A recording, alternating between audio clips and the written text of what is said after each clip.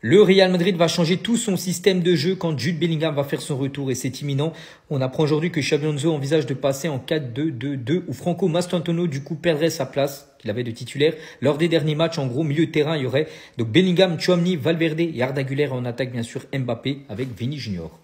On apprend également aujourd'hui, et c'est officiel les gars, le fils de Zinedine Zidane, donc Lucas Zidane, change de nationalité sportive et décide de représenter maintenant l'Algérie. Donc vainqueur de l'Euro U17 en 2017 avec l'équipe de France, le gardien de Grenade tentera de jouer la CAN cet hiver bien sûr avec la sélection algérienne. Un petit coup d'œil également concernant l'équipe type de cette première journée de Ligue des Champions. Donc on peut voir par exemple Rulli, malgré la défaite de l'Olympique de Marseille, il a réalisé quand même 13 arrêts. Le score peut être beaucoup plus lourd pour l'OM, donc il est présent dans l'équipe type. On peut voir Harry Kane, on peut voir Marcus Thuram, à noter aucun joueur du Paris Saint-Germain, malgré la victoire 4-0. Et on finit aujourd'hui avec Thierry Henry qui ne veut même pas entendre parler de candidat pour le Ballon d'Or. Pour lui les gars, il n'y en a qu'un qui va remporter le Ballon d'Or. On lui a demandé 6 favoris, il a mis Dembélé 6 fois. Alors la personne s'y attendait. Un journaliste a osé demander à Xabi Alonso qu'est-ce que Rodrigo apporte sur le côté gauche que Vinicius n'apporte pas. Et bah autant vous dire que la réponse de Xabi Alonso a surpris tout le monde. Déjà aujourd'hui on a pu apercevoir un Vinicius très impliqué aux entraînements. Il y avait même un exercice où il affrontait David Alaba, exercice qu'il a d'ailleurs perdu. Regardez ce qui va se passer. Le but c'est de marquer en premier, Carreras lui fait la passe. La cage est juste là, il rate. Même aux entraînements ça n'a pas l'air d'aller. Et d'ailleurs les amis, petite parenthèse, d'après le média Marca, Xabi Alonso envisage un changement de système pour Jude Bellingham. Comme vous le savez, le gars il est de retour de blessure, lui et Kamavinga. On nous dit Xabi Alonso envisage de passer en 4-2-2 où Franco Mastantuono perdrait sa place, ce qui n'est pas une surprise pour quelqu'un. Il est dit que dans l'entrejeu, Xabi Alonso veut associer Jude Bellingham, Tchouaméni, Valverde et Arda Güler. Donc normalement il sera dans le même registre que lors de sa première saison au Real Madrid. En espérant que ça lui permette lui aussi de retrouver son prime, parce que malheureusement tous ces joueurs qui brillaient il y a 2 saisons, on a du mal à les retrouver depuis un moment. Bellingham, Rodrigo, Vinicius, même Valverde pour vous dire. Et pour revenir sur Vinicius les amis, voici tout ce que Xabi Alonso a dit sur lui. Les journalistes l'ont demandé est-ce que Vinicius va bien. Il a tout simplement répondu Vinicius me semble bien. Hier c'était pas le moment de lui parler, mais aujourd'hui il semble plus positif, plus souriant. J'ai discuté avec lui, pas beaucoup. Nous avons fait quelques exercices individuels, on verra demain. Et juste après, le journaliste se demande qu'est-ce que Rodrigo a de plus que Vinicius sur le côté gauche. Ça c'est des questions pour créer des problèmes. Xabi Alonso répond qu'est-ce que Rodrigo a de plus que Vinicius sur le côté? Sa qualité, sa capacité à passer et sa capacité à connecter. Vinicius a ça aussi, que ce soit comme titulaire ou remplaçant, son impact est excellent. Il est toujours là pour rappeler que Vinicius peut être soit remplaçant ou titulaire. Franchement ça m'énerve ça. Il n'y a pas une déclaration où il parle pas du mot remplaçant quand il parle de Vinicius.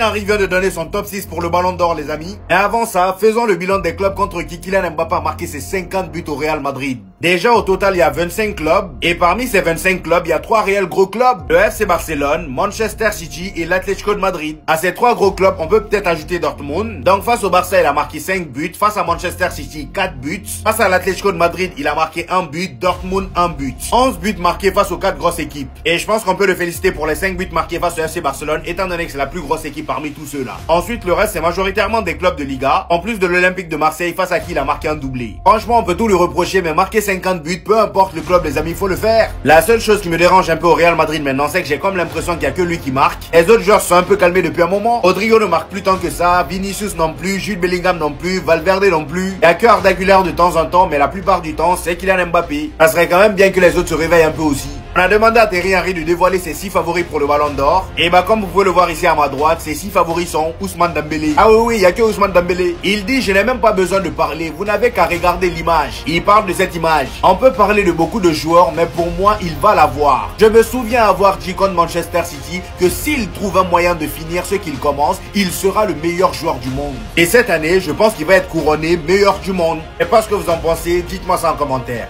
L'équipe de la semaine en Ligue des Champions vient de sortir les amis. Et comme d'habitude, il y a de grosses surprises. Je tiens déjà à vous informer que Franco Mastantuono ne participera pas à la Coupe du Monde U20 avec l'Argentine. Pour ceux qui se demanderaient pourquoi, tout simplement parce que le Real Madrid s'y est opposé. Toujours avec le Real Madrid les amis, le Paris Saint-Germain serait intéressé par Dean Huijsen. L'agent du joueur a tout simplement révélé qu'en 2024, le Paris Saint-Germain était une véritable option. Luis Campos, comme toujours, a toujours été parmi les premiers à reconnaître son potentiel. Cependant, Dean Huijsen a préféré rester à Dortmund pour avoir plus de temps de jeu qu'au Paris Saint-Germain. Et d'après l'agent, quand le Real Madrid est rentré en scène, ils ont montré beaucoup plus de conviction et surtout un projet parfaitement aligné avec le développement à long terme de Dean Huijsen. Et aujourd'hui les amis, on nous révèle encore une fois que Kylian Mbappé a réalisé 33,8 actions de pressing contre Marseille. Donc là clairement c'est plus le même Kylian Mbappé que la saison dernière. Ousmane Dembélé a montré la voie, il n'y a qu'à voir comment il s'arrête maintenant. On termine les amis avec l'équipe de la semaine en Ligue des Champions. Comme vous pouvez le voir les amis, au goal on a le gardien de Marseille, Rouli, totalement mérité au vu de son match face au Real Madrid. En défense centrale, Lukasen et Van Dijk. Au poste de latéral gauche, le Sénégalais Mbodji. À droite les amis, on retrouve Llorente qui a été auteur d'un doublé avec l'Atlético de Madrid. En double pivot les amis, on retrouve Van Aken de Bruges et Bicalo. Au poste d'ailier droit, on a le joueur du Sporting Trincao. À gauche, Marcus Rashford grâce à son doublé. Et les deux attaquants de pointe les amis, Harry Kane et pour terminer, Marcus Thuram. Dites-moi en commentaire selon vous qui manque dans la composition.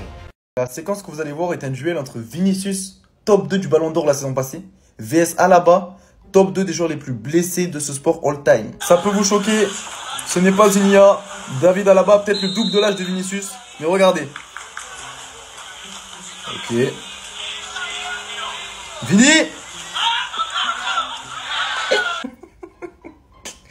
Ah, Vini toi aussi. Ça devient inquiétant, hein. Et Eduardo, il le sait. C'est son gars. Tous les jours, ils sont ensemble, hors du terrain. Ils étaient pourtant adversaires aujourd'hui dans le mini-jeu. On voit les Kylian Mbappé, les Arda, tous en train de célébrer. Il faut voir comment Edu et Brahim, ils se cachent pour rigoler. Et c'est quand il a vu Vini tourner le regard, il a tapé son camarade Brahim là pour commencer à rigoler en scred. Ça arrive à tout le monde de rater, c'est à l'entraînement, tu fais les choses un peu précipitées. Mais comment la balle peut être là, la cage là?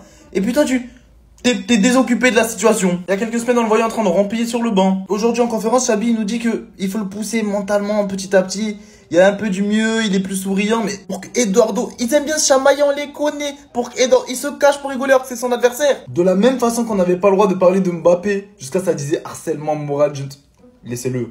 Por favor, je ne sais pas ce qu'il est prêt à faire là, mais c'est ainsi, ça va pas pitcher, laissez-le. Mbappé veut marquer 1000 buts comme CR7, il doit marquer 60 buts de 2026 jusqu'en 2035. Il aura 36 ans. Est-ce que vous vous rendez compte de la dinguerie? Je parle de Mbappé, je parle pas de Darwin Nunez ou Ojlund. Non, je parle d'un mec qui marque à tous les matchs. Et même comme ça, il a jamais atteint la barre des 60 buts en carrière. Ses meilleures années, c'est 51, 56, 52. Et pour ça, CR7, tu peux être tranquille, Mbappé, il atteindra jamais la barre des 1000 buts. Et je sais que dans les commentaires, il y en a, ils vont dire que dans tes calculs, Mbappé, il joue que jusqu'à 36 ans. Peut-être que lui aussi, il peut aller jouer jusqu'à 40 ans. Mais même s'il joue jusqu'à ses 40 ans, il marquera pas les 1000 buts. Parce qu'il y a un truc que vous sous-estimez chez CR7, c'est que grâce à son hygiène de vie et son travail inégalable dans le monde du foot, il a repoussé le temps, il l'a même arrêté. Ce mec, il est plus décisif après ses 30 ans. Je pense qu'Mbappé, comme n'importe quel autre joueur de foot, après ses 30 ans, ses performances et ses nombres de buts vont diminuer, c'est normal. Il va perdre en vitesse, il va perdre en réflexe. Faut pas oublier un truc, il est beaucoup moins complexe R7. Déjà, il a un très mauvais jeu de tête. Et ça joue parce que quand tu vieillis, t'es souvent replacé en tant que neuf. Tu peux marquer des buts faciles de la tête sur corner et tout. Ça, ce sera un truc qu'il aura pas. C'est pas non plus un bon tireur de coup franc. Je crois qu'il en a marqué qu'un en carrière. Et pour ça, je vous dis, quand il va perdre en vitesse, il va forcément marquer moins de buts. Moi, je le vois pas comme CR7 a marqué autant de buts après ses 30 ans qu'avant. Je peux me tromper, mais pour moi, le Real Madrid n'est pas encore au niveau pour les grands rendez-vous. De ce qu'on a vu en Ligue des Champions cette semaine, le Barça, le Bayern, le PSG, Liverpool, etc. Pour moi, le Real Madrid n'a tout simplement pas le niveau, les gars. Là, tu mets le Real qui a joué contre l'OM, contre le Barça ou le Bayern, on en prend 7. Voilà, facile. Moi, mon premier problème dans cette équipe, c'est le milieu de terrain. Déjà, Valverde, je comprends pas son rôle, je comprends pas son positionnement, je comprends pas son poste, je sais pas ce qu'il fait sur le terrain, j'ai l'impression qu'il est invisible. Ensuite, quand tu perds la balle en attaque, t'as l'impression que les joueurs en face, ils sont directement contre la défense. Genre, c'est comme si on jouait sans milieu de terrain.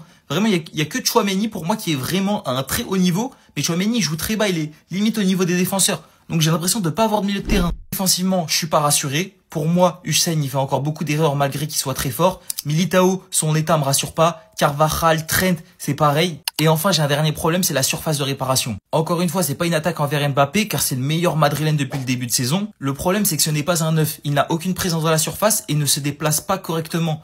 Et il ne libère aucun espace pour ses ailiers. Sur les côtés, tu peux mettre qui tu veux. Vini, Brahim, Mastantuono, Rodrigo, peu importe les gars. Ils ne peuvent pas briller dans ces conditions. Bref, n'hésite pas à me donner aussi ton avis en commentaire, en amont, en aval et on s'attrape à la prochaine. Vinicius n'y arrive pas même à l'entraînement.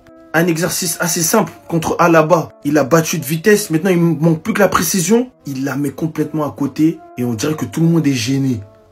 De l'autre côté, il y a une expression qui s'appelle deux salles, deux ambiances. On a Kylian Mbappé qui fait son exercice lui côté droit, qui la met, qui célèbre comme si c'était un vrai but et qui est tout simplement heureux, en pleine forme à l'entraînement avec le Real Madrid, tout simplement en pleine possession de ses moyens.